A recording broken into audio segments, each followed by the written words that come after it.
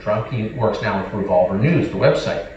He says this is part of a familiar plan. In a recent piece, Revolver argued that Democratic operatives, including some who testified during the impeachment proceedings, are adopting the same tactics that U.S. intel agencies use to start so-called color revolutions in places like Ukraine.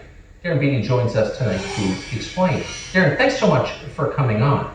So, for our viewers who are not familiar with the color revolutions in Eastern Europe, state as clearly as you can what you think is going on right now in this election. What's the end game for Democrats?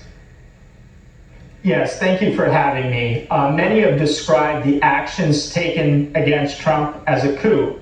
And this is certainly correct, but it's a little bit general and vague. What's unfolding before our eyes is a very specific type of coup called the color revolution. It's a regime change model favored by many in our national security apparatus, particularly against Eastern European countries, to overthrow target regimes that they don't like. One model, which is not the color revolution model, is purely sending a bunch of troops into a country and removing by military force a leader you don't like. That's like the Iraq model. Right. The color revolution model is a little bit more delicate and subtle, has several characteristics, but the chief characteristics of it is a combination of an engineered contested elections scenario combined with massive mobilized protests, which they call as a term of art, peaceful protests, and acts of civil disobedience. If that sounds familiar, it gets even better. It's not only the same strategies and tactics used against Trump that's used against Eastern European dictators that our national security apparatus doesn't like. It's literally the same people who are color revolution professionals who have a long history of using these same tactics against foreign leaders they don't like to use against democratically elected President Donald Trump. It's the same people using the very same playbook.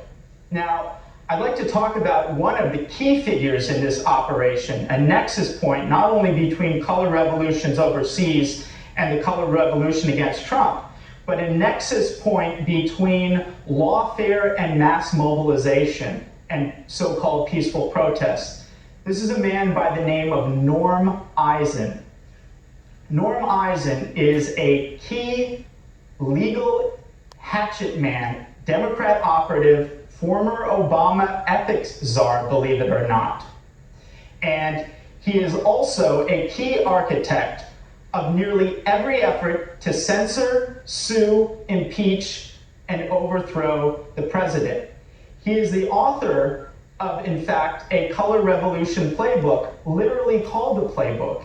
And one of the items he calls for in his playbook to overthrow regimes overseas he doesn't like is engineering election fraud scenarios, using election fraud to engineer mass protests to question the legitimacy of the target leader.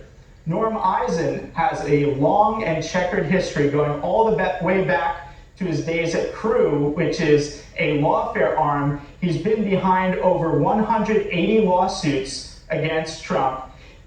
He authored 10 articles of impeachment before the president's phone call was even made. He was special counsel to the Democrats for the impeachment process. He was literally involved in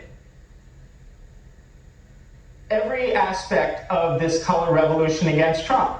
His latest act, and perhaps his greatest act coming up, is to use lawfare in order to overturn the 2020 election, using various legal theories, principally his theory about... Norm Eisen. Remember the name. I'm sorry, Darren, we're out of time. I appreciate that. We'll be right back.